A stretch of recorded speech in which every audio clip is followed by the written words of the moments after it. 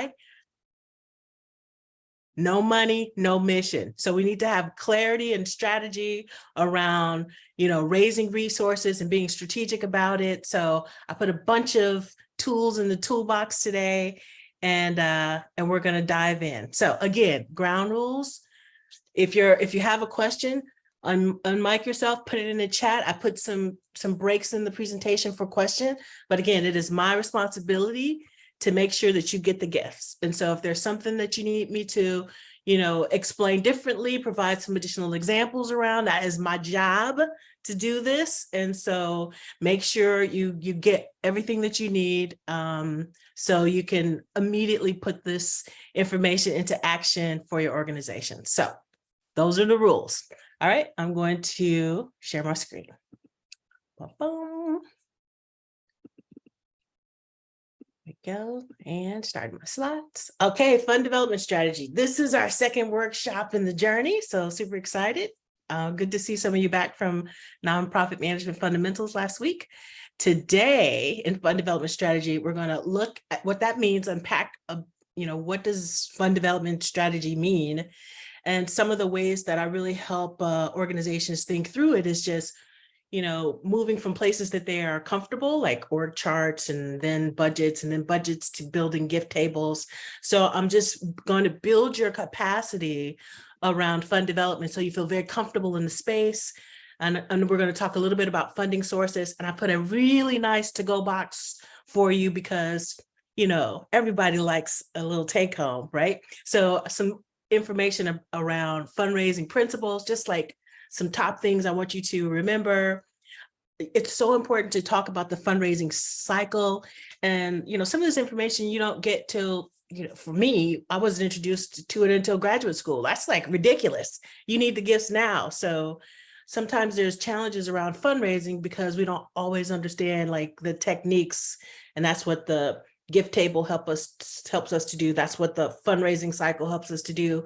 So I'm putting some really lovely techniques and tips in the toolbox so that you will just really be excited about fund development. And then I just put in a couple of slides that can help and just really help you be insightful about some targeted generational strategies. We're using social media, but we need to be thoughtful about how we tap into different generations because we have multiple generations giving. And I always say we have to love people the way that they need to be loved. So if you can get some techniques and tips about connecting to the different generations, that's super helpful, as well as some digital strategies and just a couple of slides if you need a little kind of insight on looking at 990s, because some of that's going to be really important and I'm going to talk about in the presentation. So that's on our agenda, and so we're going to get started. All right, so this is it. And remember, I put a green star by the areas where I think it will be good for you to come back to. So those are the slides that I think are super useful, have great information on them. And again, the chat storm, I really want you to lean into the chat when you see that. So yeah, let's go. So let's begin. So first, I just want to level set about the nonprofit sector. And this is important as we talk about fundraising and fund development. And so one is that this sector is really bigger than you think. The size of the nonprofit sector and the significance of the work that happens in the nonprofit sector, it's really amazing and compelling. And when we can situate ourselves and understand the power of the work that we do, it really does help us in our approach to fundraising, because we see that organizations working on the front line, they are the ones who are best situated to do impactful work. And when we realize that, something sparks in us and gives us that like fearlessness when it comes to raising resources in order to do the work. So this is some I'm really planting some seeds to help you get excited about fund development. So let's just open that up. There are over 1.5 million nonprofit organizations. There are lots of nonprofit organizations that exist. They generate significant revenue, nearly $2 trillion, dollars in revenue, 14 million employees, a huge number of, of employees, of people are employed by the nonprofit sector, billions of dollars in wages and benefit and assets. So the nonprofit sector is huge. And the work that the nonprofit sector does is very, very critical. Not only are the numbers big and the impact is significant, 10% of the workforce. In fact, the nonprofit sector is the third largest workforce. We always just think about this work as just being important and work that we need to do, but the nonprofit sector is critical. It is third largest after retail and services, food services and accommodations. I mean, just compelling the work that we do. And not only is the workforce big, but the volunteer workforce is significant. People give every day, they donate their time and their talent to the important work of the sector. And so, 25% of adults volunteer. The dollars that we often don't capture because those are in-kind contributions, but we should, so that we can accurately reflect the work that the organization is doing. It's just amazing when we think about the nonprofit sector. So the other piece that I want you to think about is, charitable giving. So I'm going to stop share just for a second, and I want you to drop into the chat. How much do you think is contributed to the nonprofit sector every year? What amount of money do you think is contributed to the sector? In the US, how much money do you think is raised? $1 billion. Thank you. Okay, 5 billion. Okay, Edwin, thank you. 2 billion. Okay, 500 million. Okay, 1 billion, 1.2 billion. Okay, this is good. 800 million. Thank you. 1 billion. Okay, a billion. Okay, good. Excellent. Okay, 1 billion. Okay, billion is popular. 1 billion is popular. 700 million. Okay, Lil's like, not a billion quite yet. Not really, but okay. Okay, fair. This is great. 1.5 billion. Okay, good. Okay, all right. Okay, good. Okay, let me just show you my slides so I can disrupt your whole world this morning. All right, sharing my screen. Okay, wait. Okay, 5 billion. Wait, I'm moving too fast. Let me give people a chance to respond. 1 trillion. Okay, Ross is just. Okay, we've gone too far, Ross. All right, sharing screen. All right, screen 2. Okay, here we go. Here are my slides. Well, let's see. In 2018, Giving USA, they tracked this information. So in 2018, Giving USA reported, and they report for the previous year, so just like tax returns. So 2018, $410 billion, $410 billion in charitable giving in 2018 report.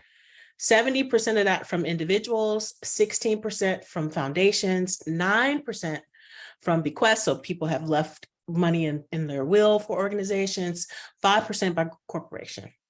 And as you can imagine, religion, where are the dollars going? 31% of those dollars go towards a religion, 14% towards education, 12% towards human services, 11% to foundations, and then you can see, okay? Arts and culture, poor arts and culture, 5%, public society benefits, 7%, okay? So 2018, 410 billion. All right, I'm gonna stop share. In 2019, do you think the 2019 report, so for 2018, do you think that number went up or down? So drop in the chat. Did that number go up or down? It's already at $400 billion. Do you think it went up? Okay. Everybody's thinking it went, okay, there's one down. Okay, up, down. Okay, mix, mostly up. Okay, good. Okay. Okay, so we're still not at COVID yet. So this is for 2019, which will be for 18. So we'll get to COVID. I'm covering COVID as well. All right, up. Okay, let's see, sharing my screen again. Higher. Okay, you can change your answers. That's all good. Up. Okay, good. So sharing screen. Okay, here we go. All right, so this was the 2018 410 billion. 2019 report, 427 billion, up.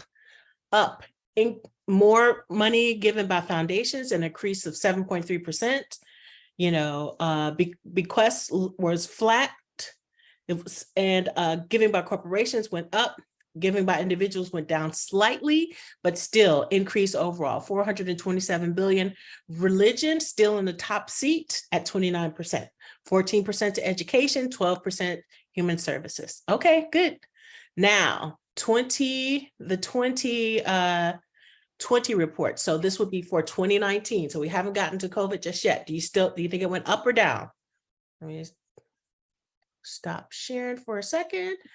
So 2020 report, reporting 2019 in the chat. Do you think it went up or down? Up again? Okay, good. Up. About the same, maybe. Okay, good. All right, up. Some down. Okay, could be. Yes. All right, let's see. All right, sharing my screen.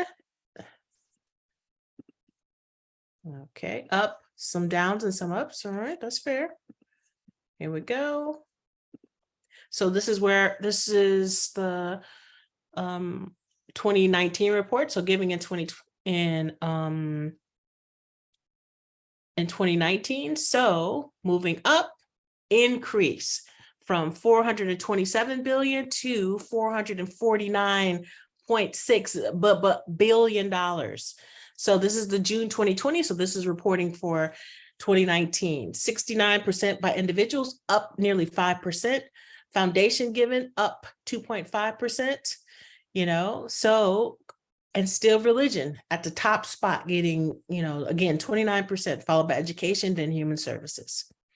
All right, what about the next year? So this would be for 2020. So now we have some COVID. Do you think giving went up or down? So the 2021 report is up next, and it would cover 2020. That's a COVID year. Where do you think that went? Let's see, I can check. Slightly down. Okay, so Bianca's thinking it double. Okay, that's impressive. Up, giving went up. Okay, that's a good instinct. Excellent. Up, slightly down, some thinking around. Okay, good. All right, let's see. Close my chat. So, let's see, still some ups. Mutual aid went up. Religion primarily congregational giving. I think it's definitely included. So all religious giving. So some congregation and some, not. All right. So here we go. The next year, up to $471.44 billion. So from 449 to 471. So you can see a slight increase by individuals, but the lion's share increase in giving. And you could see this working in the sector, 17% increase by foundations. Foundations gave more in this COVID year, as we saw all of the, rapid respond funds and all of the COVID-19 funding, primarily supported by foundations. So completely, you can see this.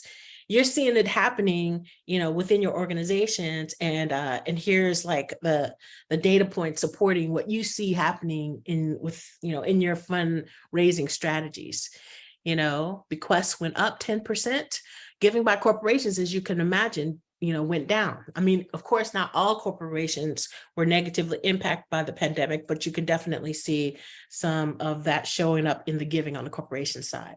All right, so the next year, the 2022 report, so 2021, do you think that giving went down? So this is the post-COVID year. Where do you think that giving went to? Down? Okay, thank you. Yes, good, down, some down. Okay.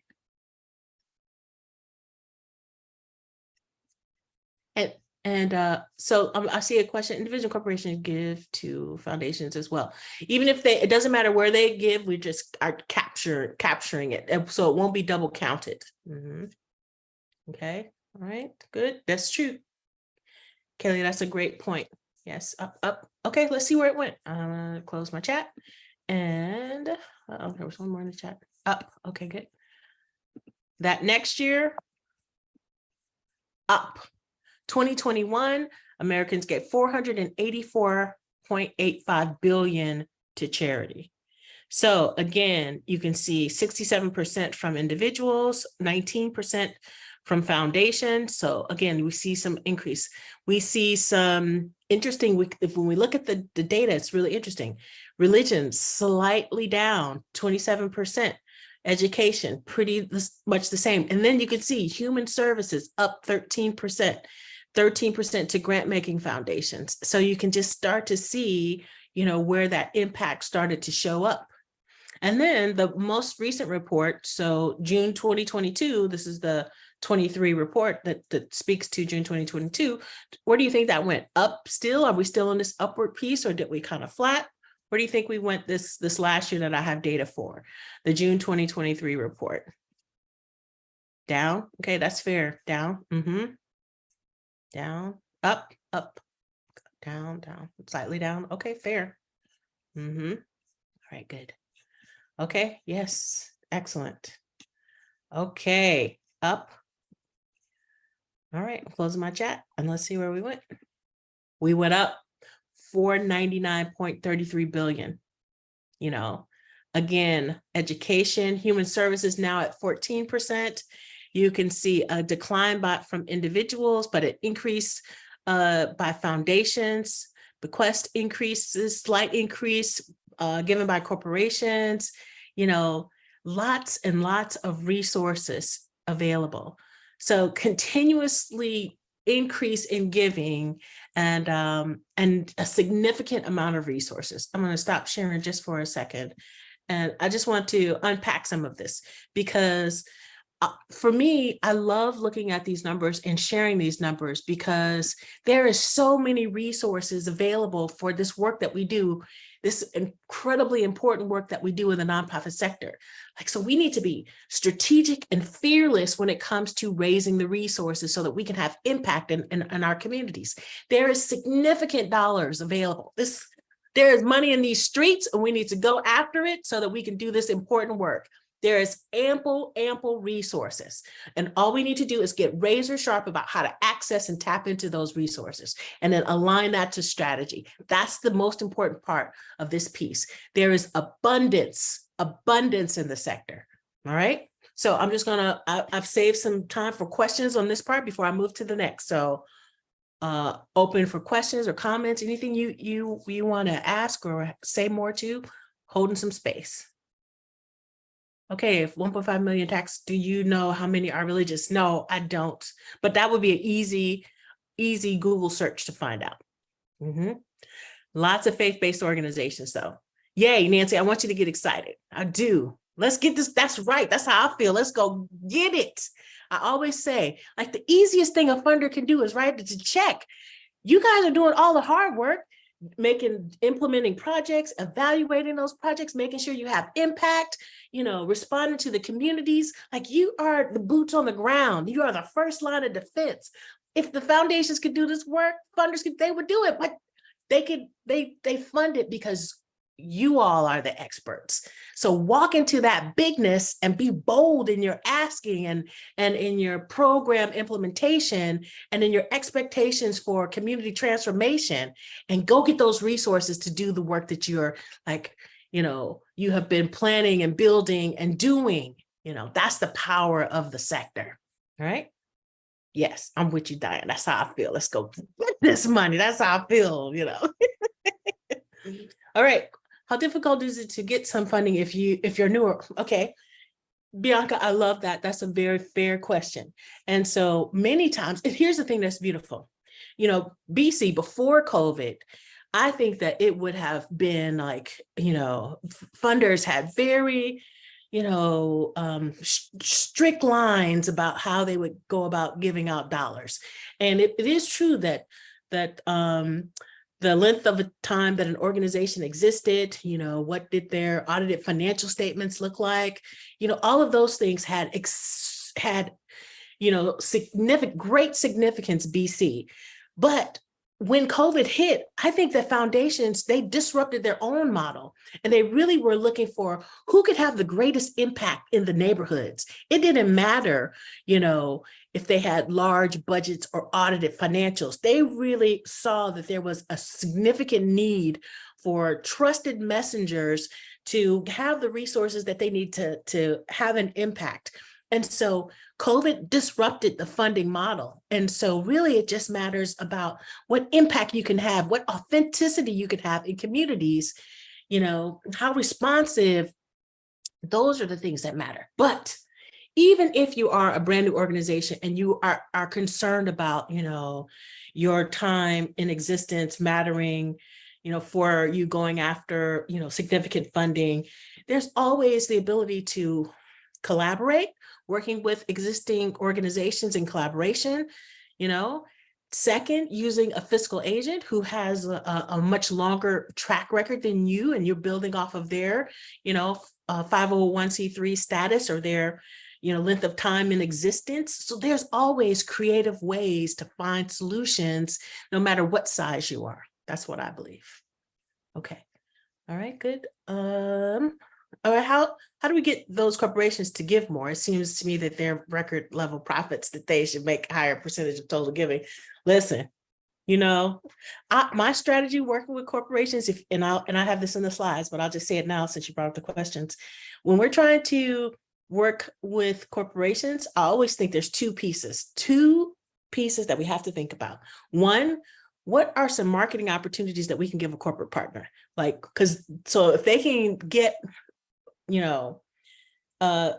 some ability to get their name out, they're all about that life. That's a really great way to, support, leverage, develop, cultivate a corporate support. And then the second piece on that is, what kind of feel-good experience can you give for their employees? If there's anyone who has given me great insight about this approach, it's definitely United Way.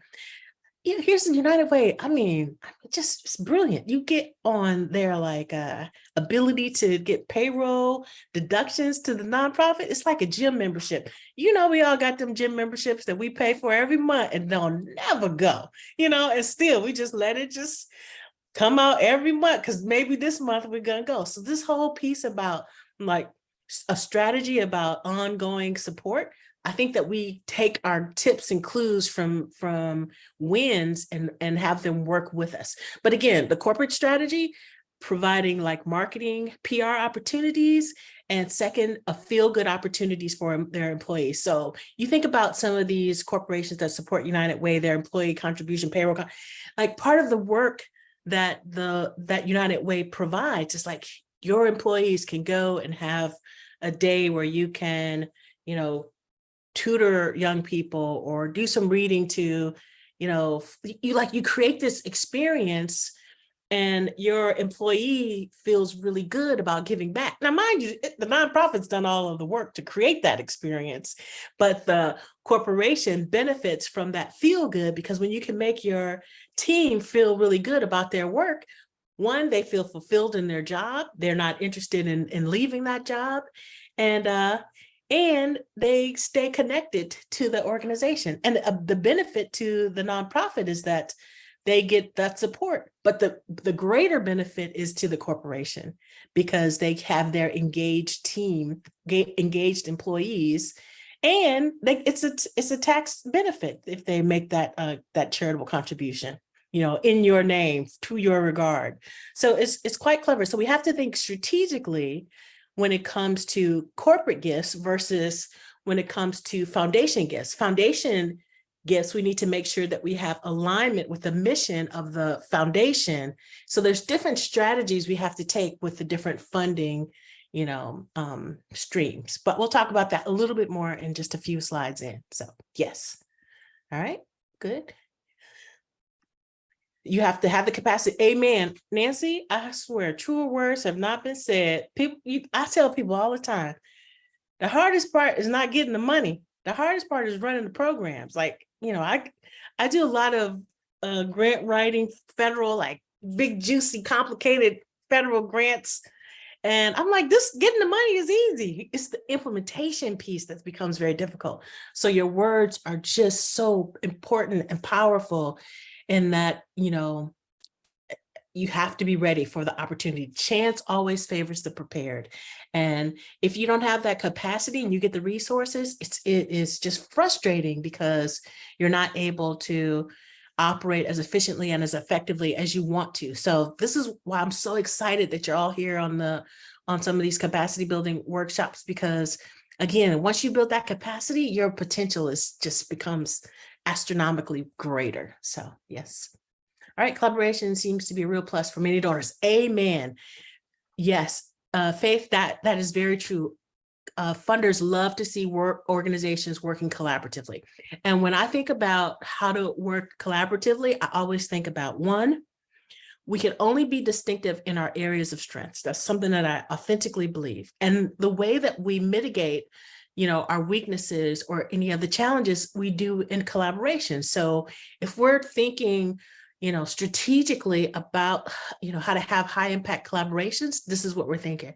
I like to call it the ABCDs of successful collaboration. If you're going to work with the group, these are your tips. Making sure that your collaborative partners understand that they will retain their autonomy. Just because you're collaborating, nobody's trying to do a hostile takeover. That autonomy is going to be respected and is a critical part of the success of the collaboration. B is a commitment by the collaboration to boundary span. That means that everything that you need may not be in the collaboration. So the willingness to go outside of that collaboration to bring in the resources and connections, needed in order to be successful. So a commitment to boundary spanning.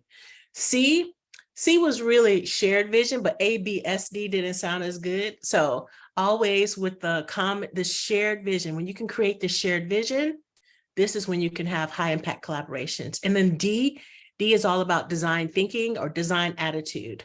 And again, that design attitude is super critical. It just means that you have to be willing to create a future that doesn't yet exist, because we often practice what's called decision attitude. And decision attitude is you have choice A or choice B, but historically that choice A or B haven't worked. So why are they still options? What you need to do instead is to have a design attitude and say, okay, we need choice R because A and B are not good options for us. But this willingness to, again, imagine a future that doesn't yet exist, to design a future or a solution that leans into the strength of your organization, that's the ABCDs of successful collaboration. So absolutely, collaboration is a powerful, powerful way forward. All right, good. All right. Yes, corporate social responsibility. Those are excellent, excellent keywords in order to look at corporations who can have an alignment with the work that your organization does. All right. Am I going to ask value? Okay. I can definitely talk about that. So, and Lowell, if you have a comment, please vocalize, especially because I know you work in the finance space. So I will say it's really up to the organization about this grant writer piece. I will say the thing that, as a person who writes grants and as a person who's talked to organizations that often think about grant writers, it is unethical for a grant writer to say that they're going to charge you a percentage of the winning grant. That's not how this works. And so, there has to be whatever the fee is the fee, but this whole percentage of earnings, that's unethical. Lowell. Yes, please. Yes, I learned the hard way that you're absolutely right. Of course, you're the expert. You don't get a percentage of the grant. Also, a grant writer, you are buying their services. So if your house is not in order, don't expect the grant writer to pull stuff out the air.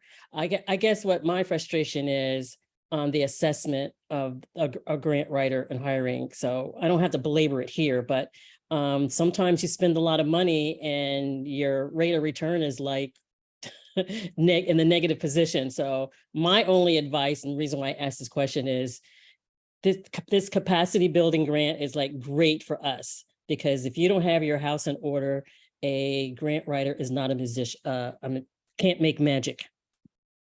Yes, I believe I can make magic, but that is not every grant writer. So you're I'm very tainted. I'm sorry, I'm tainted. But in general, Lowell is 100% on the money in that again, you have to have the information in order to assist with the work. But I'm telling you just a tip. And I think we have a grant writing session, so I won't go into it a lot, but honestly, grant writing is like, you have to set it up in a way that it is. Imagine that you have all of these buckets. So, you set up your, what, I'm going to just save it. Please come to the grant writing webinar because I have some gems. I'm dropping gems in that session. So make sure you come up on that one. All right. All right, good. All right, and if we have some more time, we'll talk more about that as a precursor, because I do understand that grant writing is such a critical thing on everybody's mind. So yes. Okay, Benny, make sure the funding, I'm reading from the chat if anybody wants to follow. So quickly reading from the chat, make sure the funding you're looking for aligns with your mission. Yes. Oh my goodness, Benny, you are so correct. I call this nonprofit anarchy. Like we're just going after the resources because they're just there. And that is the worst, because again, we can only be distinctive in our areas of strength. And if we could stay focused, this mission drift is a very real thing. Going after resources, chasing dollars, it's very difficult. It is just, it can take the life out of you. Yes. Lowell had another question. Would you suggest MOUs among nonprofits as they implement the ABCDs? MOUs are good. I like MOUs. Mm-hmm. Okay, sounds good. Okay, good. All right. Anything else? If so, I'll go back to my slides. Yeah. Any other questions? Feel free to drop them in the chat. Or, yeah, good. Mm-hmm. I like MOUs. People, when people have clarity about what their expectations are, it's helpful. And plus, you want to make sure you have the MOU in place before you get those resources, so you can make sure that everybody's going to do what they say. Okay, all right. Share my screen back. There we go. All right. All right. So the gift tables. This is super important. And how we get to the gift tables, I'm just going to walk you there. So we're going to start from places of familiarity. So the fund development idea is that, again, a strategy on how are we going to raise the resources we need to ensure that our organizations have the resources that they need to thrive. And so sometimes when I talk about this this question, I've had so many clients where I'm like, okay, what's our fund development goal? What are we trying to, like, oh, well, I'm not sure. They're just all of this. So I just anchored them from a place that they're very familiar with. And so if I need to, we just start with the org chart, because organizations always have really great clarity about the programs and the services that they want to deliver. And they know who they need in order to deliver these different programs and services. So we just start by building out an org chart. And so organizations, in my experience, always feel comfortable here. They can say, I want this program to do this, and I'm going to need this many people. And as we grow, we're going to need this many more people. And then once we get these programs in place, then we can build upon that and build this program. So, in year 2 and 3, I'd like to build out here. And if you can build an org chart, you can build your budget and you can build your fund development strategy. Just anchor yourself with something that you're very comfortable with and then build from there. So all we did was, once we got this org chart built out, we just started pricing out what it would cost on the personnel side and on the programmatic side. And that's how you then build your budget. Now, the thing that's important, and so this is just a sample budget, and I know you can't read this, so I'm going to zoom in so that you can see the components of it. But this is the budget that was developed very easily once we put the organization chart in place.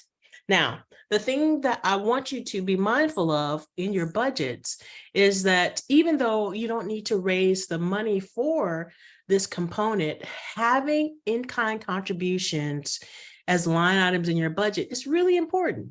Yes, you don't have to raise the money for them. You've already secured the money for them, but it's still important to have them in your budget. So let's just do a little close-up on this.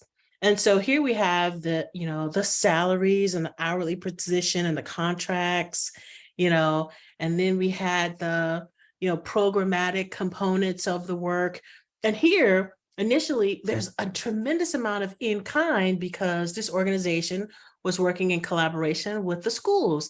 And so the schools were willing to, provide the space, the facility, and also the buses, the transportation. And this was really amazing. And then the Y was willing to contribute the swimming lessons and provide the lifeguards, and a different organization was going to do some art classes. And so there was a significant amount of this programming that was donated or, happened because of this collaboration. And so when you don't capture it, you're really undervaluing, what the organization, the organization. So, when you pull all of this together, you could see that, and here's the close-up, you can see here that, when this executive director initially was looking at what he needed to raise, he said the budget of the organization, we were able to see, was like $740,000. However, when you calculate the in-kind contribution, what we really saw is that his organization was nearly $1 million organization. So no, you don't need to raise that $200,000, that $211,652. You don't need to raise those dollars, but it's important to know that they have been donated so that you can say, so that you can express that and accurately demonstrate that, you have $1 million organization, not a $740,000 organization, And so, and just again, what I did here is that I just collapsed. So I'm going to go back a slide. And so we had this detail. And so this is just the collapse. So the top line of each of those categories. And the reason that you want to keep track of this information, there's two really important reasons. The first, what if you couldn't get the art classes donated? Now you have a sense of what that would cost and how much additionally you would need to raise in order to cover that contributed, that donated, that in-kind service. And then the second piece, if you're telling a funder, for example, that you have a $950,000 budget and you've secured $211,000, that demonstrates you have skin in the game. Your efforts to build these collaborations and these partnerships, to cover programming or to help build and bolster your program is important to represent. So, how does it sound when you're trying to raise, if you're asking, let's just say if you have this $1 million budget and you're asking for, I'm making up a number, $500,000, from a funder, you're asking them for, 50% of the budget. But if you say now that you only have a $740,000 budget and you're asking them for $500,000, now you're asking them for a significantly greater amount of your budget. But by representing what that overall budget is, you're demonstrating that you already have commitments for 20% of it. So I'm going to pause just to make sure that makes sense. Any questions on that?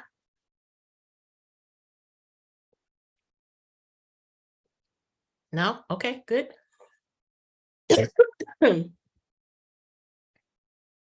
Yes, type it. Okay, Bianca, you can unmute yourself too. Oh, I guess that's smart. So going back to the org chart, so you're saying that you use that org chart to create your budget or to create a budget for the organization for the whole year based off of the different things that wanted to be accomplished for the different programs that are offered. Yes, because if you think about it, you have great clarity about that, right? Mm-hmm. And then when you price it out, now you're building your budget. Sometimes when we think budgets, we're like, oh, budgets. What am I forgetting? But when you think of it programmatically, you have great clarity of what it is that you want and need. So we're using like the power of the mind to help us, overcome some of the challenges when we're just like thinking purely about numbers. Does that make sense? Yes, it does. Okay. Thank you. Mm-hmm. Build that org chart, because we know what the org chart is, and then start to build to price out everything in that org chart. And then what you're doing is really understanding your budget really, really well. Excellent. Okay, Sarah has a question in the chat. To tie back to last week, would this mean you'd add the volunteer numbers of working board members on projects as well? Sure, absolutely. If you have a working board and they're donating their time on programs, that's definitely in-kind contribution. Yes. Erica, can you share what program you use to create the org chart? Okay, that's a good question. What did I use? I think that I used this program called, okay, I can't remember, Graphel, but my go-to program now is Mural, Mural.io. Let me see if I can just get the link to it. I love Mural. And it's not Miro, but that Mural and Mural are like cousins. So that's like, you're still in good shape if you're using the Mural too. Here is the link. It's free. You know, I love free tools. I still got a lot of school on desk, so I'm all about the free tools whenever I can get them. Mural is excellent. And it's just a digital whiteboard, but you can do org charts. OmniGraffle was what I built that in. But now they trying to charge and stuff, and that's just wrong. So Mural. PowerPoint also has a great, I think that's true, Lowell. That's a great tip. PowerPoint does have a good org chart. Also, there's a Bubble, Bubble or something. I'll make a note to find out that too. I'll put a list of some programs. Bubble.io might be it. Okay. All right, good. Let's see. Okay. Can you share a program? Never thought of including in-kind into the budget. Yes. Now, mind you, Melissa, many don't, because in our minds as leaders, we're like, we need some money. Like, we need to focus on raising the dollars to pay for the stuff that they're not going to give us. And yes, that is true. But I'm saying yes, and demonstrate the skin that you also already have in the game. Demonstrate that like the work that you're doing and that your team is doing, that like, you know what this costs, and you should reflect that. Yes, you're just going to raise money for those cash expenses, but your organization is likely much bigger than what you have on paper if you're not counting that in-kind contribution. Go ahead, Melissa. I think for us, because we're a small nonprofit, and we do depend so much on that volunteerism and what we already have, working with what we have, we don't think about it. And I mean, when you put it in that perspective, I'm like, dang, we have a lot more going for us. Yes, this organization is bigger than what I thought. Exactly.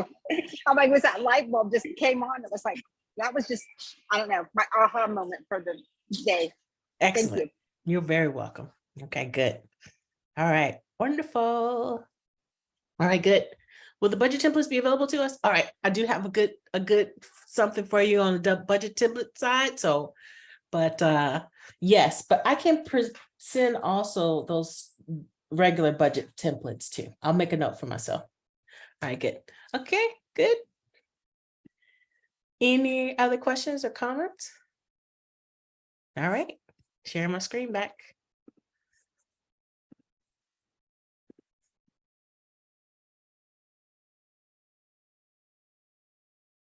Okay, so here we are. Now, everybody's with me here. So we built out this really beautiful budget based upon an org chart, and we have all these components in it. And ultimately, we need to just raise the $740,000 in cash. But it's important for us to do the other stuff just so we know what the real value of our organizations are. And sometimes, like Melissa was saying, like, I didn't count another $50,000, $80,000 right here, just, you know. So excellent. All right, took questions. And so now I'm going to come back here. So what this has done, what I've done here is that now I've just taken that cash column. This is the cash that we need to raise. Now, this is oftentimes where we start, just thinking about, you know, the dollars that we need to raise in order to implement the program, right? And the thing that I feel like is super useful, and again, this likely comes from, I have a huge housing real estate development background. very complicated, affordable housing, workforce housing. And the thing that I loved about building those pro formas was that the sources and uses was very, very helpful. And so I like to use a sources and uses when it comes to building budgets for nonprofit organizations as well. And so here's why. It helps our strategy, to be really razor sharp. And so here's what I've done here. I've taken the categories, those same collapsed categories, and then in the total line, I've taken the cash needs that we need to raise. And then across the top, these are the 4 main sources of giving to nonprofits. Individual giving, just like that, the piece we went through and we looked at who was given what, individuals contribute to nonprofits, corporations contribute, foundations contribute, and then there are fundraisers that organizations can have, okay? So these are the 4 kind of sources of funds for nonprofit organizations, right? So I put the sources across the top, and then the uses, all of the different categories, the top line of the categories are along the side with the total that I need to raise for each of the categories in order to cover all of my cost. All right, I'm going to pause for a second just to make sure everybody is with me in just this setup. Okay, if there's any questions, let's ask them, because this is how we are going to build the gift table, and I want to make sure we have a great understanding. Is there a general sources percent? Lowell, ask me that question in a different way because I'm not understanding.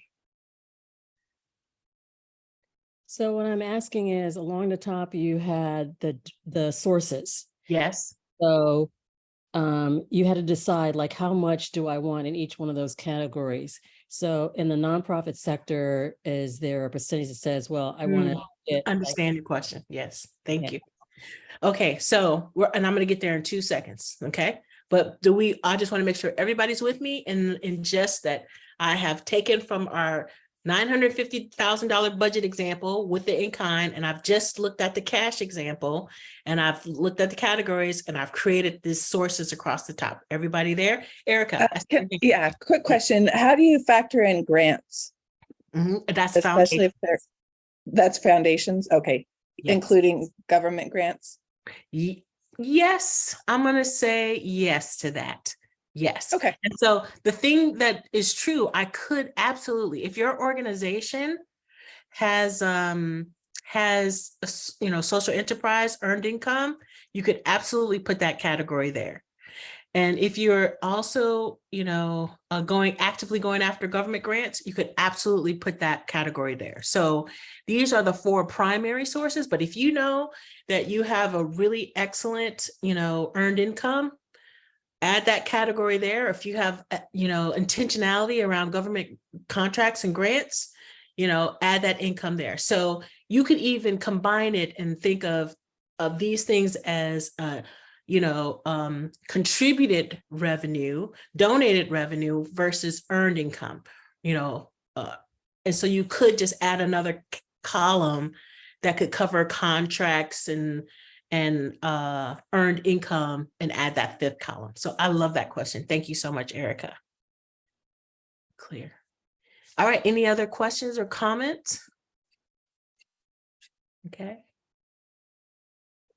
So James, thank you for that. Here we're actually thinking about the money that we need to raise. So we calculated the in-kind when we were doing our budget. We were looking at actual cash that we would need to implement the programs and what we could get on a donated level. And so we've captured that in the budget. But what we're trying to do now is move to the fund development strategy. And so these are actual hard dollars that we need to raise or earn. So we wouldn't put the in-kind in this piece because this is the dollars that we're going to go after. Does that make sense? Okay, good. Outstanding. Thank you for the question. Good. Anything else? Holding a little more space for my introverts, just in case, they like to think stuff through first, then they like to pose the question, which is beautiful, but okay.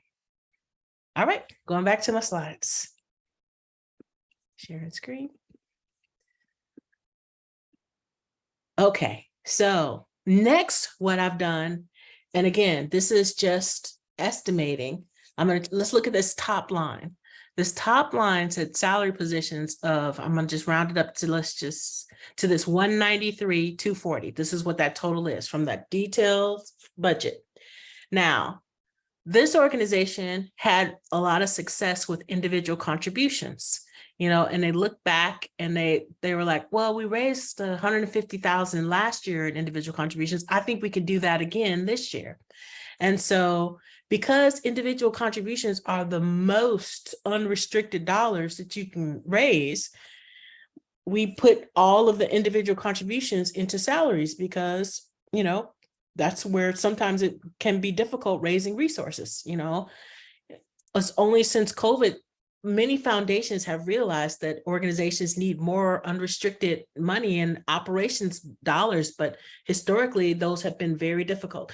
And it's another conversation on how we have to do some cost accounting and, allocating our time to the different projects. But for now, we're going to focus on fund development. So we looked at what they had done before on fundraising, and we put all of the individual contributions into the salary positions. And then we put some additional dollars into corporate giving because corporations understand that as well. And then we knew we can get the foundations to cover some of those, personnel costs. And so we just kind of allocated what we thought we could raise, across these categories. There's no hard percentage. It was just based upon what was done in the past, or what you think is possible is how you allocate the total amount across these 4 or 5 categories. If you had earned income, you could put a lot in, in there as well. Okay. Then we looked at the hourly, and we knew that would be connected to the work and the projects. So we just put all of that into the foundation dollars. The contract all went into the foundation, the facilities. When it came to supplies, we thought we can get corporations to pick that up. They understand that stuff, and the program staff, you can see the predominant amount of that went into the foundation dollars because they love to fund programs. So we just put a good chunk of it there, but we knew that corporations would want to be connected. So we knew we could raise some dollars there, and then we thought the rest would be in fundraisers. They were doing a lot of, youth college exposure tours. So he knew that they could be successful in doing some fundraisers around that to fund some of the program staff. This kind of football program, he felt he could raise all that with the fundraiser, put some of this programming costs in the foundation, some additional program costs in fundraisers and the trips in the fundraisers. And so we're just kind of, making some assumptions and some projections about, where we were going to get the money, from each of these categories. Got me? And then, so all we're doing is we're being strategic about who we could ask for what, because you're kind of aligning who cares about what.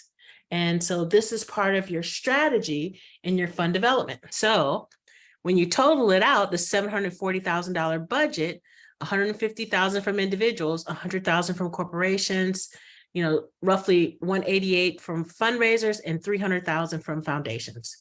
So we've just looked at the total, and we've kind of, identified where we thought we could have success in fundraising across these different categories. Now, I'm going to pause for a second, stop share. Lowell, to your earlier question about percentages, when there are some standards, as we saw when I looked at how big the sector was. And, but for nonprofits, like community-based nonprofits, if we're being, honest, a lot of that money comes from foundations. So even if we look at industry standards, and foundations might, contribute 20% of the philanthropic resources, it's often that community-based nonprofits, foundations are 70%, 80% of the budget. So you look at the percentages really based upon historically what you have done with your organization or what you're projecting out. Maybe your organization is being very intentional about building their individual contributions or building their corporate support. And so maybe you want to increase what you want to raise from that targeted, funding group. But don't worry about industry standards here. really look at what's available to you, you know, as you're identifying potential funders for your work. And I'm going to talk about that in just a little bit. But like you said, when you're building your strategy, when you look at the past, maybe a lot of it came from foundations, but let's say you want to have a better presence to your donors. So you may want to actually kind of lower the foundation amount and kind of build up the donor base, because, you know, you can't always depend on the same foundations, because some foundations will say, I will fund you for 2 to 3 years straight, but after that, you've got to wait 2 to 3 years. So you have to build that into your strategy too. Full launch, exactly right. Yes. And let there be more foundations that give you multi-year grants. All right. So Amelia, what's the difference between program staff and salary positions? So in that earlier budget, in those earlier slides, there were the program staff were the program coordinators and the site workers and the coaches and the tutors, you know, and the nutritionists. And then the salary position was the executive director and the program director and the administrative assistant. And the hourly positions was like the janitor and the volunteer coordinator, and the contractors were like accounting and marketing. So different categories of kind of employment. And so, yes, the fringe was calculated for the salaried positions, but the other positions were just hourly. Good. All right, wonderful. Okay. Everybody with me? Let's see. Program cost is the same as direct service costs. Yes, the same. Thank you. Yes. Just different language nuance, but the same. Okay, good. You're welcome. Yes. Okay. All right. All right. Sharing screen. Going back to my slides. Okay, so to your point, Lowell, you already had, so we can see here, all I did here was just say, okay, let's just see what that fundraising goal looks like. You know, so 150,000 in individual support, that's 20% of our budget. Corporate support is 100,000, so 14%.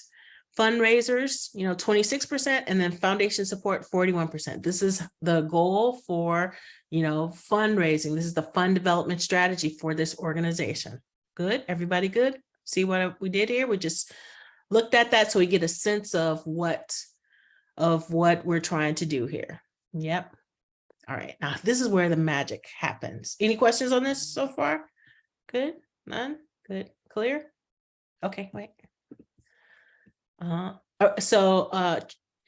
You could put the government funding in your foundation support, or you could add a government line item as like a fifth line, as a fifth category in here if you wanted to. But if honestly, there are government funding isn't many organizations don't have government funding, so I didn't typically put it in here. But again, you could add a fifth category. You know, you could think about the government. I still think of government funding as a grant. And so I would kind of categorize that with foundations. So if your organization is doing a lot of government funding, add a fifth column for government. If your organization is doing a lot of around earned income, add that fifth column around earned income. Okay. You know, maybe you're not doing fundraising. So maybe you get rid of the fundraisers and just do government grants or government funding. Okay. This tool is there. Okay, good. Works for you. All right, good. Thank you. Okay. So now here is the gold. Here is the gift table that can help you in this work. And I'm going to start with a foundation gift table. All right. So let me explain this table, and then hopefully it can be very useful for you. So we can see from the previous slide that we identified we wanted to raise $300,000 from different foundations, get $300,000 in grants. Now, what the gift table does is that we have identified this first column is gift ranges. And so it's just that we think we can go after grants. We've targeted grants from between 25,000 to 100,000 for this particular organization, right? You can make this amount anything you want to, okay? And all we're doing is what this gift table says. I'm going to start with the very top line. It says gift range. And then the second column, it says number of gifts. And that means the number of gifts that we want to get in each of these gift range. And then the third column just is a calculator, and it tells us the cumulative number of gifts. And then the next column says number of prospects. So this organization was younger, and so they knew that they wouldn't get every grant that they asked for. So we just decided on this multiplier of 5 to 1. And what that multiplier just says to us is that for every 5 grants that the organization submits, they will get 1. Because the thing that we always oftentimes mess up at is that we under submit. We think that I'll explain that in just a second. So we use this multiplier of 5 to 1. There is no standard. You just have to anticipate what has been your previous success. Who have you identified in your pipeline? And so this next column just kind of keeps the cumulative number. And again, this next column, amount per range, and then this final column is the cumulative total. So let me read what that means. So this next line. So $100,000. This just says that we would like to submit some grants for $100,000. We would like to get 1 grant for $100,000. If we get that grant, that means that we've gotten 1 grant, cumulative number of gifts. Now, because we're a younger organization, we know we need to have a higher kind of multiplier. So we think that we would, in order to get 1 grant of $100,000, we need to submit at least 5 grants of $100,000. So that means that we have to identify 5 funders who would give at this $100,000 level to organizations like ours, who deliver the services and programs and mission that our organization does. And that would mean we have a cumulative number of prospects of 5, because there's a 5 to 1 multiplier. If we get that 1 grant, we will have secured $100,000 of our $300,000 total. Our cumulative total will be $100,000, okay? I'm gonna read the next line. Next, we'd like to go after some $50,000 grant opportunities. And we would like to secure 3 $50,000 grants. And if we get those 3 $50,000 grants plus that $100,000 grant, we would have 4 total grants. Now, because again, we're a younger organization and we have a 5 to 1 multiplier, if we want to get those 3 grants, we need to submit 15 grants at $50,000 just to secure the 3 grants that we want. And then that means that our cumulative number of prospects will be 15 at the $50,000 level plus 5 at the $100,000 level. So we need 20 prospects. And if we get our 3 grants of $50,000, we will have $150,000 from the $50,000 grant range. And when we get our $100,000 grant, we'll have a cumulative total of $250,000. So we will be very close to our $300,000 goal once we get all of our 3 $50,000 grants plus our one $100,000 grant. And then the third line at $25,000 says, we want to get 2 of these grants. And if we get 2 $25,000 grants, 3 $50,000 grants, plus 1 $100,000 grant, we'll have a total of 6 grants to fill our budget. But in order to get those 2 $25,000 grants, we have this multiplier. We need to submit 10 $25,000 grants. And that gives a cumulative total of 30 prospects. And if we get those 2 $25,000 grants, we'll have $50,000. And that gets us to our cumulative total of $300,000. Our goal. Now, here's what often happens with organizations. They know that they need these 6 grants, and so they identify 6 funders. But what they really need to do is identify 30 funders, 30 foundations in order to get those 6 grants. So there's an underwriting that happens, an under submission that happens that sometimes means that they don't meet their target because they haven't incorporated the strategy, the fund development strategy into their fundraising approach. So when you think about it strategically, now what you're doing is that you're qualifying your funders who can give you $100,000, because you don't want to ask $100,000 funder for $50,000. You want to ask the $100,000 funder for $100,000. So you have to think strategically about the who and the what and the how so that you can be successful in raising your total goal. Does that make sense? Good. And so it's so much strategy embedded in this work, but if we don't think strategically about it, we miss opportunities. All right. I'm going to pause for a second and just to see if there are any questions or any additional clarifications before I move forward.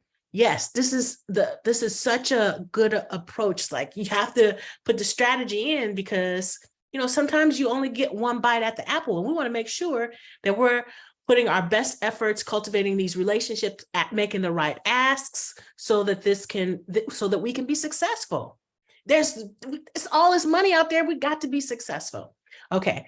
How did I get the 5-to-1 ratio? Just in having some conversations with the executive director. It was a young organization. They had some success in writing the foundation grants. So we went for a higher ratio because, you know, they weren't big players in the space, you know, so we decided to do a higher ratio. There's no standard, you know, ratio. You just have to say, you know, we've had some success here, you know, so let's put a line in the sand and move on it. You got me? Good. Thank you, James. Yes. Understand the strategy. Yes. My statement regarding capacity was right. Amen. Okay. So I understand, Nancy. I'm going to push back on this one because this, see, you have to, your grant writing piece, it has to go into buckets. So if you think about, and when I do the grant writing session, I'm going to talk about, here are the top 10 things that you need to know. And like, I don't care what application you put in, everybody gonna want to know, you know, potentially nearly everybody gonna want to know what's the history of the organization or what's the so all you do is you have to deconstruct your grants. You don't never start a grant from the beginning. It's like, you know, you deconstruct everything. You put all your introductions in the introduction file. You put all your history in a history file. You put all your programmatic information in your programmatic file. And when it comes time to submit a grant, you know why I like, and I'll say this again, you know, the reason I'm a good grant writer, because I'm a terrible cook. You know how people who know how to cook, they'll taste and they're like, this need like a pinch of such and such. Like, I don't have that capability. You know what I need? I need directions. And grants, especially federal grants, my favorite. You get like 20 pages of directions. I'm like, this is amazing. You can't go wrong. They specifically tell you what they want. You know why people don't get grants a lot of times? Because they don't answer the questions. Me, I'm answering the questions exactly how they want them. And then when you deconstruct the stuff and put them in these buckets, you go in and you pull out the research that you need that matches with this. You know, people make the mistake and think that they're supposed to resubmit the same grant. No, you have to deconstruct. You know, you got to be environmentalist when it comes to grant writing, you know, and just like recycle, reuse, renew, you know, and build from and have like a basis of data. But I'm getting ahead of myself for a different presentation, but it's definitely doable. All right, let me go back to my questions. Somebody trying to derail me. Nancy, I got to watch her. All right, good. All right, good. Okay, let's see. All right. All right, good. Okay. Stay. Do you remember a multiplied number for an organization that's more than 20 years old? It really just depends on how successful. Stacy, I'm really butchering your name, so please tell me how to say it, so I will say it correctly if you unmute yourself. Miss Wilmore. Problem. Yes, my name is Statis, no problem. Thank you so much. Thank you so much. Statis, I think that you really look at what's been the success in that organization in securing foundation grants. Are they known by the foundation community? You know, and this is one of the reasons I have to tell you why I love government grants, because I can win on a government grant and you could be a very young organization, you know, because when you're doing government grants, they give you all the metrics. They tell you how you're going to score. So before I ever write a government grant, I'm looking at the score sheet. I'm like, where can I win on this sheet? You know, and so it really, there's more balance to me in the government grants versus sometimes foundation grants when there's a lot of relationships that are necessary in order to be successful there. your programming needs to be pretty impactful. So really just thinking about it there. But there's nothing wrong with 3-to-1, 4-to-1. And here's the beautiful thing. If you reach your goal before you've submitted all your funding, this is additional pipeline for you to apply in future years. So there's never a bad thing about having higher multipliers and building up your pipeline to ask from. Make sense? Yes, so then you should revisit your multiplier on an annual basis to see if it needs to be adjusted upwards or downwards, or if the multiplier number is really working for your organization. I think that's good. That's a good best practice. Yes. Okay, Thank you. great. Thank you for your question. I appreciate Thank you. you.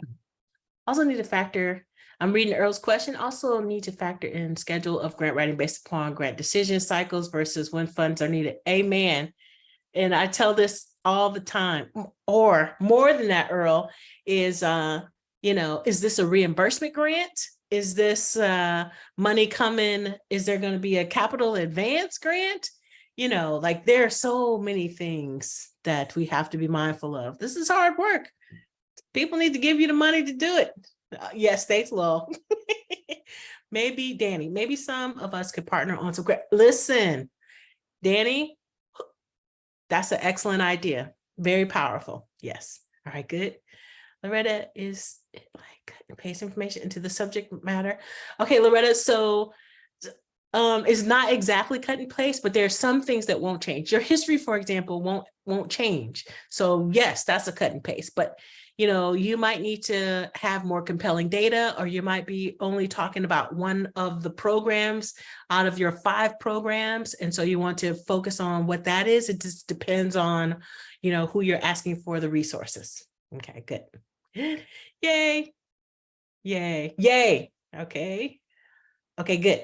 I have a Google folder that is categorized by program and by funder. I also have resources folder that also has the general materials. Excellent. Benny, this is excellent. Yes. I see Nancy talked to Benny. I bet you he cranking out some grants all the time. Amen. Melissa, that's right. You got to love people the way they need to be loved. Give them what they ask for. Give the people what they want.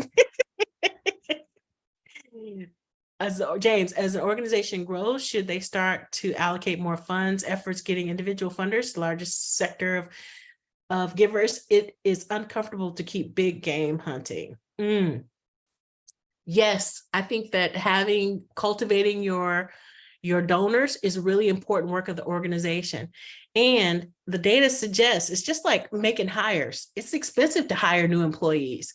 If you can cultivate and raise your donors, and they start off giving, these specific amounts, and then you can grow them to giving more if that's doable, or supporting more, donating some of their time, or being champions of the organization. I think that that's exceptional strategy. Yes. All right, good. You may have answered the question with the same terms that they're using in the application. Yes, Benny, yes. Who's looking for a grant writer? Benny might be able to give you some side consultant work because he got the skill set, right? Because that's a good tip, using that same language to demonstrate that you understand what's being asked. All right, Nancy's in the middle of a government grant, 57 pages, my favorite. Let me just tell you, there's a couple of things that happen is that I think that when organizations just look at the directions, they talk themselves out of even applying. They look at those and it becomes daunting. It used to be early on when foundations started to move their submissions to online, organizations would just talk themselves out of applying. They didn't even want to set up an online, like a portal presence, because, they were like, okay, we're not ready. Don't talk yourself out of, lean into it. There's nearly $500 billion out there. Go get you some of that money, Worst they can do is tell you no. Is that it? So. All right. Can you have grant writer position on the budget as a contractor, or can it be a salary or hourly employee? Yes, you can. All of that is yes. Yes. You can have a grant writer as a contractor. You can have a grant writer as a an employee, absolutely. You just raise the money in order to, cover those costs. All right, good. Okay, the government grants require a more robust infrastructure for reporting and tracking. They may not say it in the requirements of the grant, but if you get a government grant, you better have a robust infrastructure for reporting and tracking, because they will claw back, or blacklist. And it's better to be prepared for the opportunity, because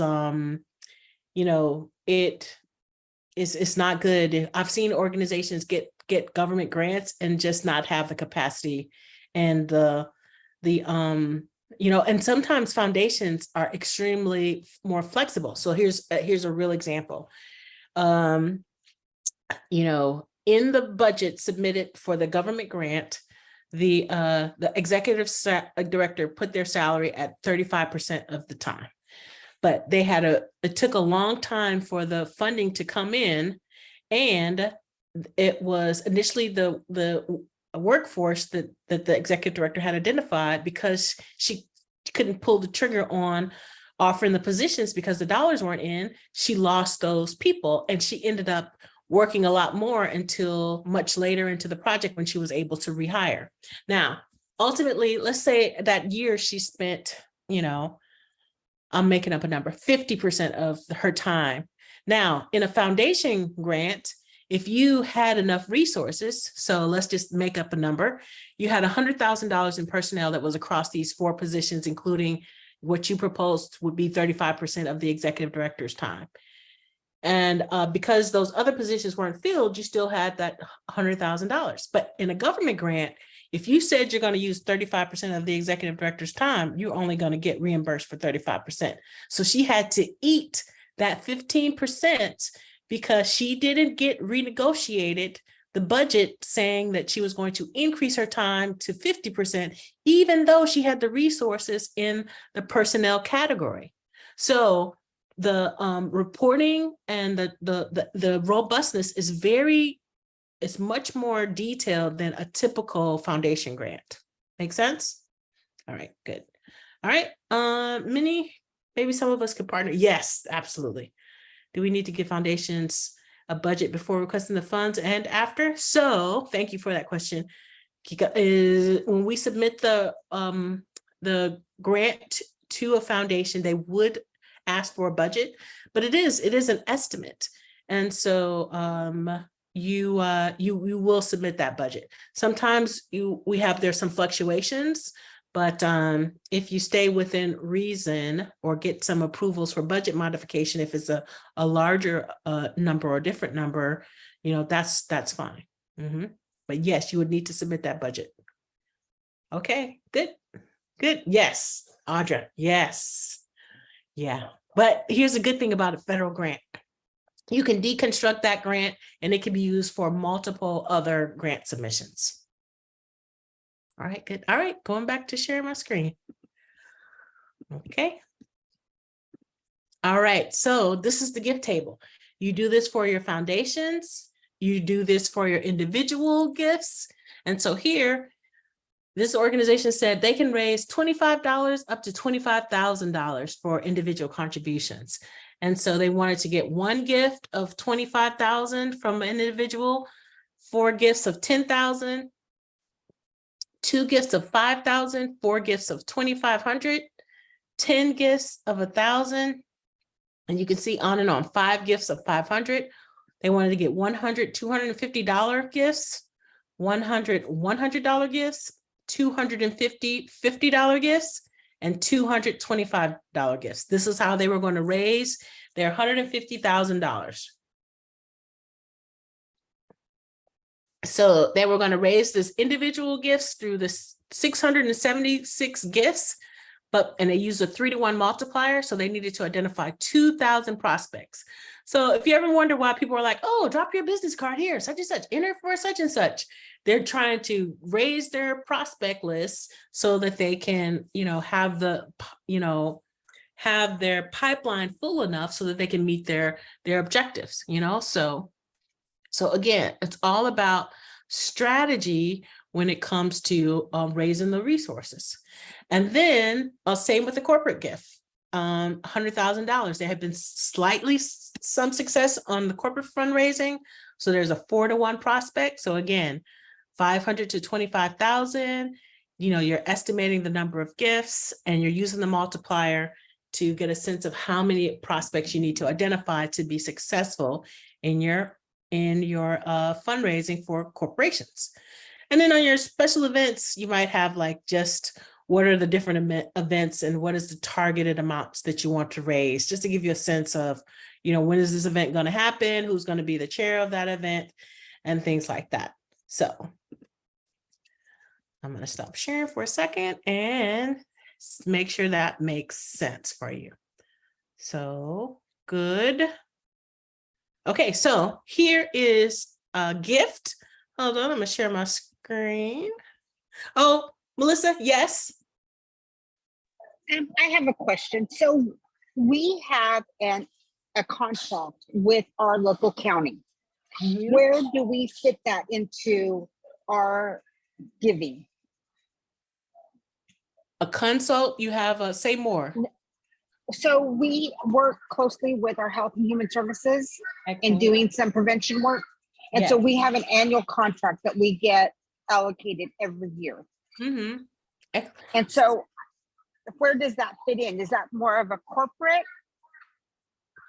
Yeah, it could be, you can decide wherever it makes sense for you. You could add a 5th column, and since it's still government, because county is considered kind of government, and you could just put in like government grants and target that amount in, because you know what it's going to be, Right. what you might want to ask more about. So, or it could be earned income if they're contracting with you to deliver a service or something. So yes, Right. you can add that 5th column so that you can get a sense of what that Include is. Yeah, Okay, thank you. you're very welcome. Good. Other comments or questions? Okay, so I realized over the years that it takes some practice here. So what I have done is this. I have created a handy dandy Google Drive with this spreadsheet. I'm going to drop this spreadsheet in the chat. But first I want to show you what it is. And so I'm going to share screen. I'm going to share screen here. Hold on. Let me find it. What to do? Okay, hold on. Share screen again. So what this link is going to do, make it big. Okay, so what I've done is created this spreadsheet that will help you. So first, just make a copy for yourself, and you can put in your categories. So let's just say if your personnel costs were $100,000, let's just say, program or whatever it is that your budget is, boom, here, and it will create digitally what I've just talked about. So let's just say these are the things that make up your budget. You're going to anticipate, maybe you just want to do $20,000 from individual. And what's happening is that the total is calculating for you here. And then you can see in the check column, it's just saying how much more you need to raise. So maybe $20,000 in corporate support. And then the rest you're going to do in foundation support. So you can see it's calculating for you. Let's just say your program, you're going to all do $50,000 in foundation support. So you can see where your budget is, your $150,000. Here's $20,000 from individual support, $20,000 in corporate support, $110,000 in foundation support. You could then start to list, what funders you might want to, seek. So there's you can start to list the ABC Foundation, this corporation, what have you. And then if you go into this next table, the individual gift table, it brought to you this $20,000. So it's already calculating for you. You could enter the ratio, whatever you want, 5-to-1, 3-to-1, what have you. And then let's just say you want your gifts to start, the biggest gift at $1,000 and maybe the most inexpensive gift at $5. You can put whatever amounts, and let's just say you want to get, 3 in, and then you can just use this to calculate, and you can just keep the calculations until your blue numbers tie out. And I've done that for foundations and corporations, and then your special events, you just have to add in. All right, so I'm going to stop share. Okay, and I'm going to put that link to that just to make a copy, and it's something that you can play around with. So I'm dropping that link into the chat and you'll have it. Good. All right, so let me see. All right, questions in the chat. Individual gift table, definitely going to use. Excellent, Benny. Then that Google Drive link will be very helpful for you. We'll love to this template. Yes, sharing the template with you. Is that a percentage that most organizations should target for individual gift? Well, the giving is very significant in individual gifts, but you have to really look at what's been the history of your organization. And then base your percentages on that.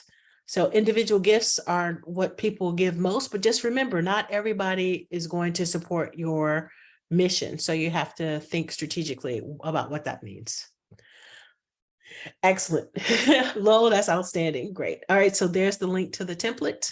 And again, just save a copy and you'll have it. You can access it and start to just toy around with the gift tables, and it'll start making more sense for you the more that you use it. Okay. Good. Good. All right. Good. Excellent. And again, you enter the values in the green areas, and the other places will self-calculate. All right, good. Excellent.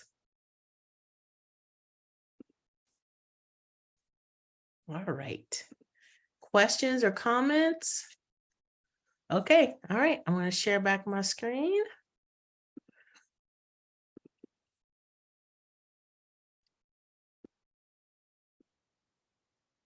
Okay. All right. So I want to talk a little bit about funding sources. So I probably should have put this ahead of that one, but oh well.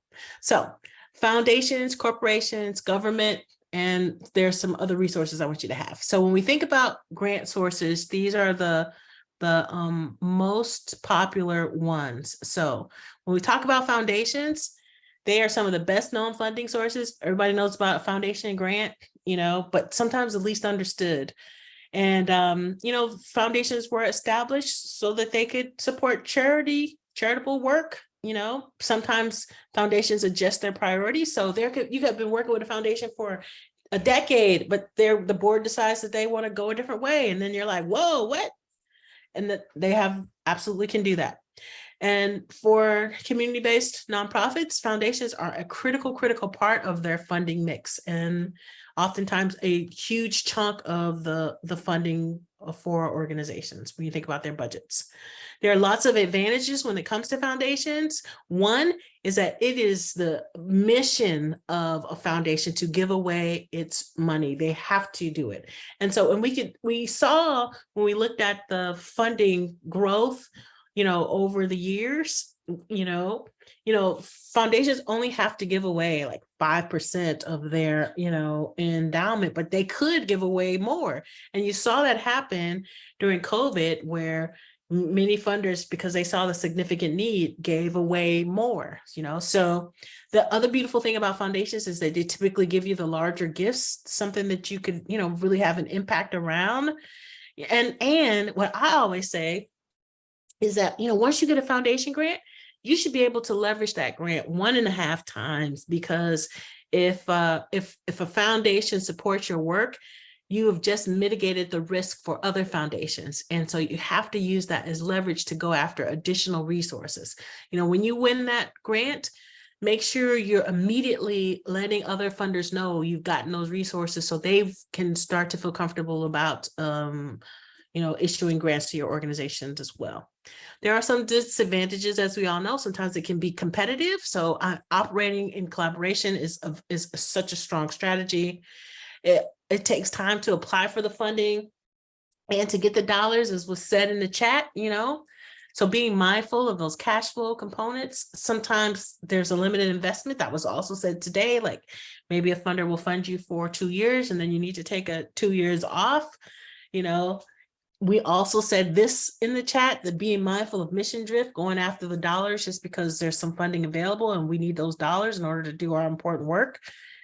Sometimes the dollars have restrictions on what we could do with those resources, so limited use. And then the reporting. Making sure that those reports are in on time and answer the information requested from the funders. There's lots of different types of foundations. So family, community foundations, corporate foundations, public charities. There's lots of areas that funders support operating, sometimes program, capital, maybe sometimes challenge grants. Often, if you raise something, they'll match something. This whole interesting category for organizations trying to like build infrastructure, like housing or community space. This program related investment. Imagine a 0% interest loan, which is pretty amazing, given what interest is. And there's lots of foundations, from really big national foundations to community-based foundations, making sure that what your communities, what your local community foundations, who they are, and that they know what the work that you're doing is a really good move forward. Some pro tips around foundations: make sure you learn about the funder before submitting a grant proposal. Make sure that your work is a good fit with the interest of the funder. Not every funder is going to support your work, so you have to do that work and research to find out, if there's some alignment, and that you are eligible. And make sure that you ask for the amount that's in alignment with what is a typical grant amount. And you could look at that by looking at the funder's website, looking at their 990. Foundations have tax returns just like all nonprofits, and so you can see where the flows of money are, how big the endowment is, and things like that. And again, if you ever want to look at 990s, you can just go to the ProPublica website. It's a free site. You don't need an EDU email address. You don't need to register or anything. You could just go to projects.propublica.org/nonprofits and just put in the organization, and the 990s will come up. It's such an amazing resource that I use all the time. All right. And then I put in some of the in the takeaway to go, in your to-go box, just some tips on how to read 990s, just in case you need them. All right. As I talked about before, corporations, they creating these PR and marketing opportunities and creating volunteer opportunities for their employees is a great way to, make some connections, seeing how you can get some sponsorships, looking at that corporate social responsibility. There's so many kind of, ways that we may not have explored, but we should as we think about corporations. And there's just so many corporate supporters out there that can provide some possibilities.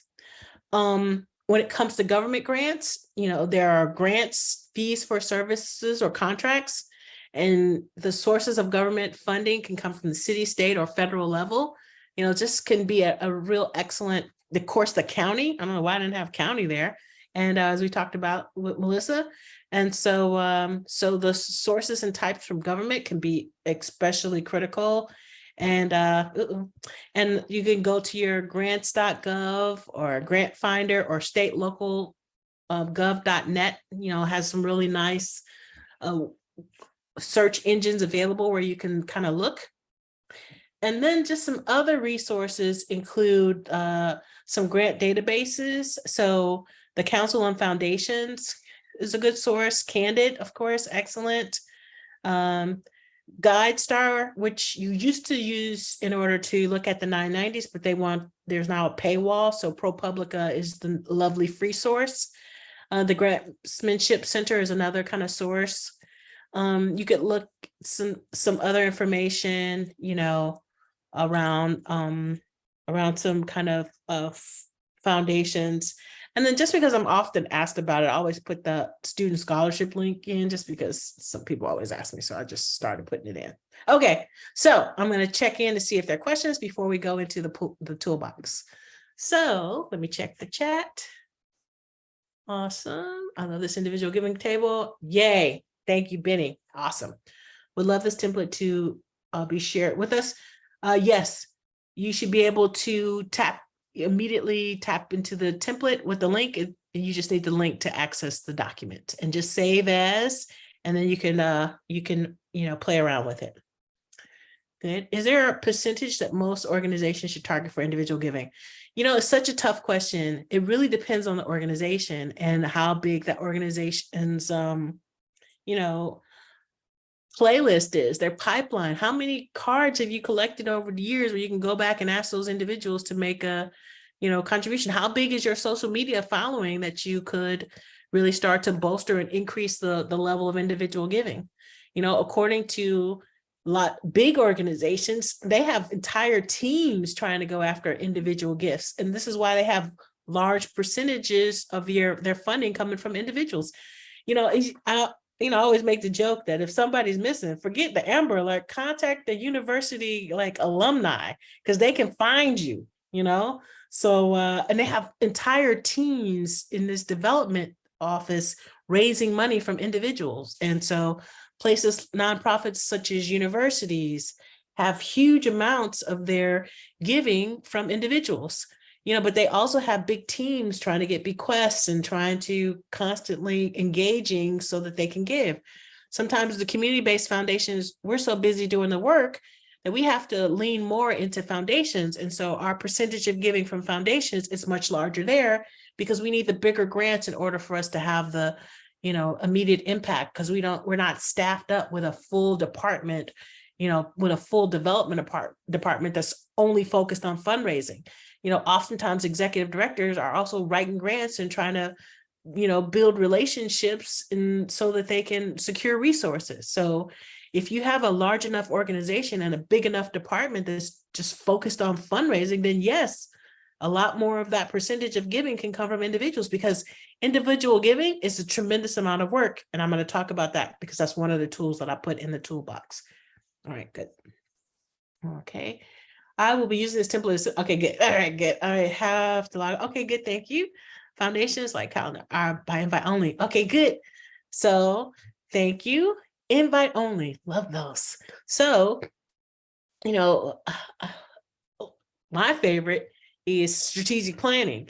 So Kimmy, if your organization is about to embark on any strategic planning, one of the people I would put on my list is California Endowment, one of the program officers there, because I'm not asking for money. I'm just trying to get a sense of where they think the future of this work is, because we're in the midst of our strategic planning process.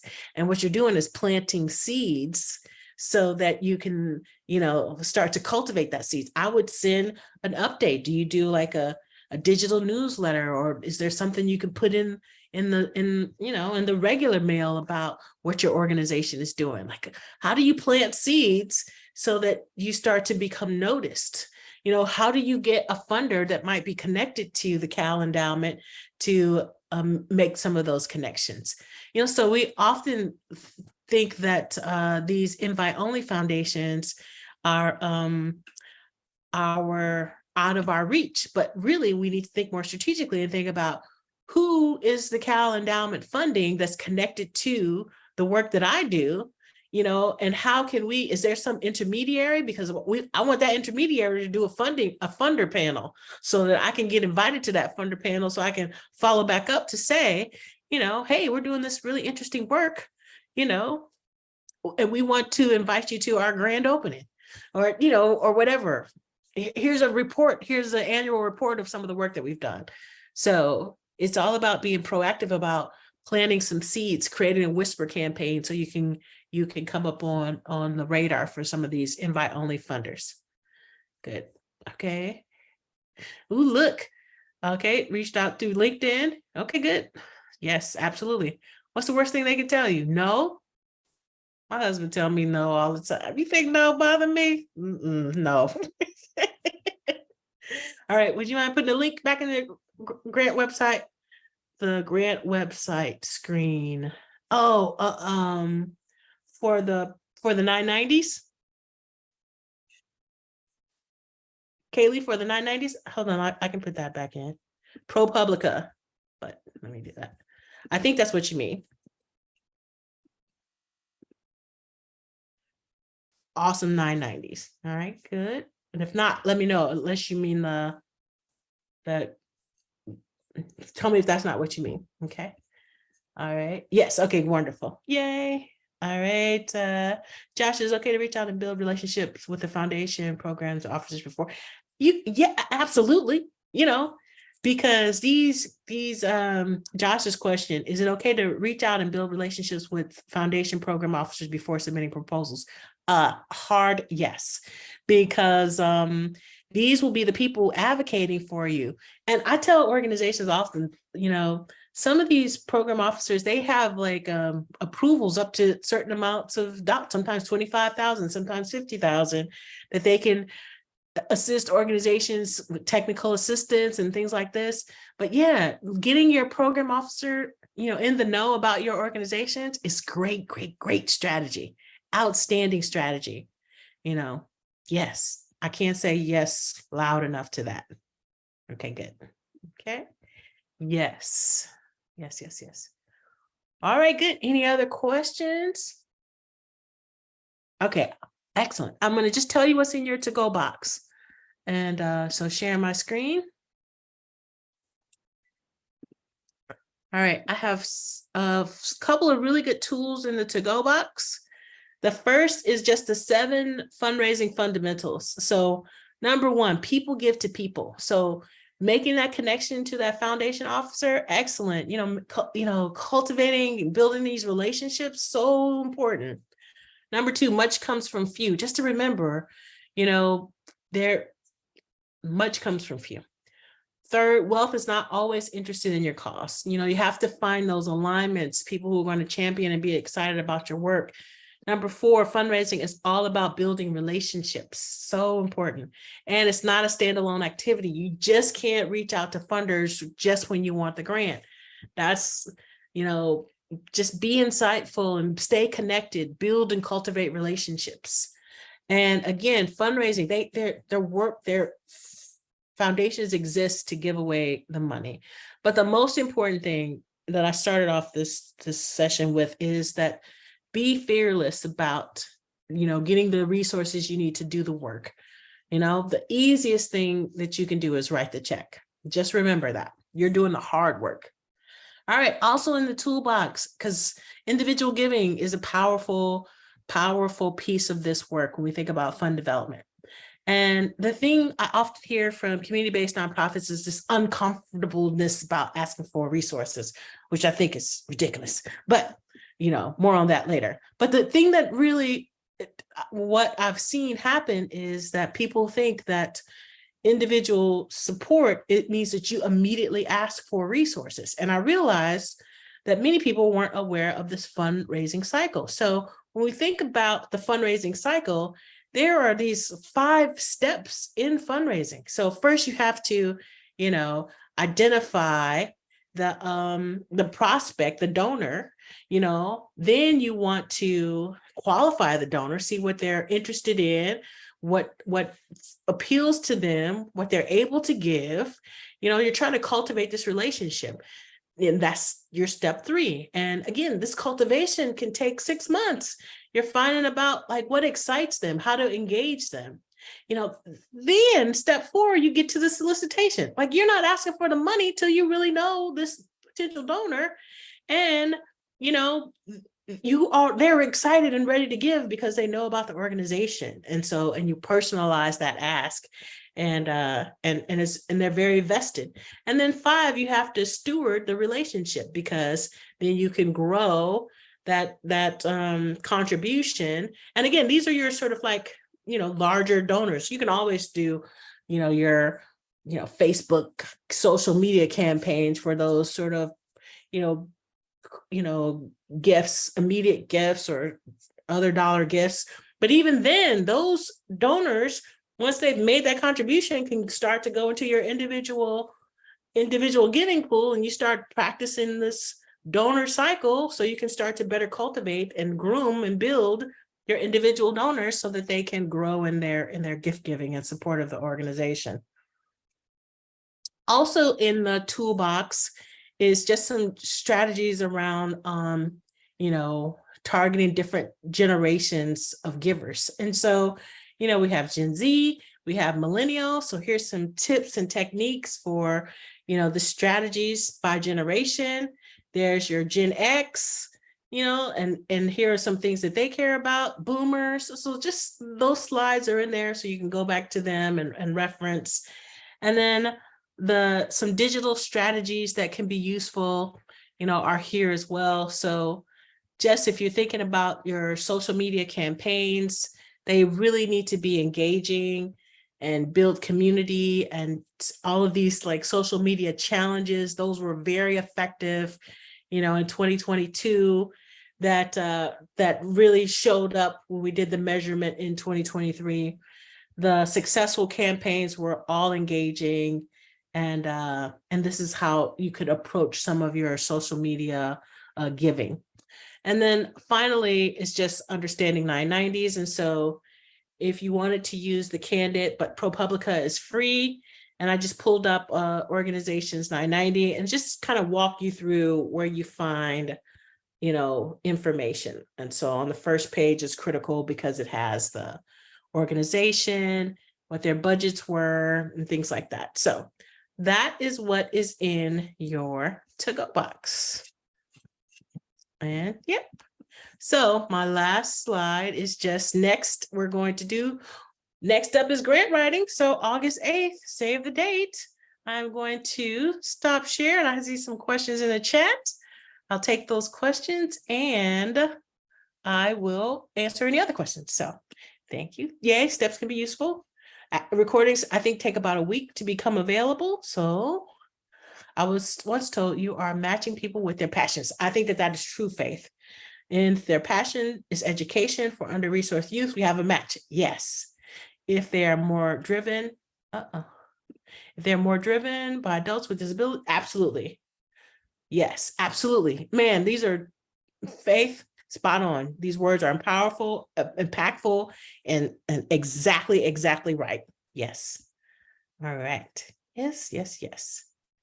All right. Grant writing fundamentals. Yes. Webinar will explore. Yep. Yes. Thank you, Travis. Yes. So the 8th will be an afternoon session. Also use Iris for Gov. Okay, that's a good one too. Yes. Thank you, Slow. Yay. De nada, April. If we get denied by funders, is it appropriate? Yes. And you don't have to wait. Listen, my favorite grant story. We ran this community-based nonprofit when I was in graduate school working on my master's in nonprofit management. It was an art gallery, art center. And man, we were trying to approach the Cleveland Foundation, big community-based foundation. Now they have these, neighborhood connections where they do things with the community-based, but back then they were no. So I remember one time going to meet with the program officer after she told me no for probably the 3rd time. And she was just we at the Cleveland Foundation, we only fund more established, more traditional organizations. I was like, can she say that to my face? I was because I just feel that was wrong on so many levels, right? So when we got our first grant from the Cleveland Foundation, I was so super excited. And I promise you, I think that, I believe when I make up in my mind that they were in that, in that decision room, and they're I think I've heard of this organization before, because they had told us no so many times. I think that they were very familiar with our organization. So I say yes, they can tell you no, but you just, like was said, next opportunity, like Faith said. So absolutely, they can tell you no, and you queue up for the next submission. All right, good. Okay, our executive reported me the invite to meeting. Is there a way I can sign up for emails regarding future meetings? Josh, Shira will answer that information or send that to her, but I believe so, yes. Okay, Erica, can you talk a little bit about stewardship for medium and large organization? How do you define roles for the CEO, grant writers, program staff? Is the grant writer writes it but doesn't do the program? Who is the best to have the relationship? Always the relationship, the executive director should be involved with relationships with funders. The grant writer is pulling the information together, but grant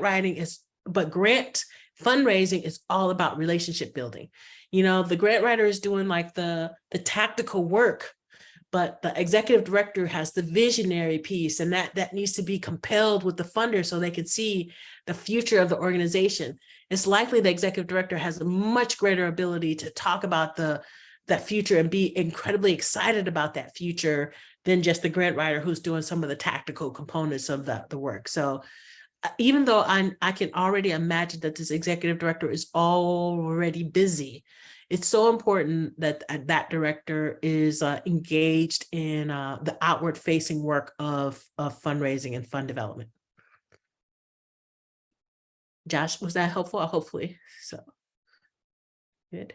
All right. Any other questions? We still have like a few minutes.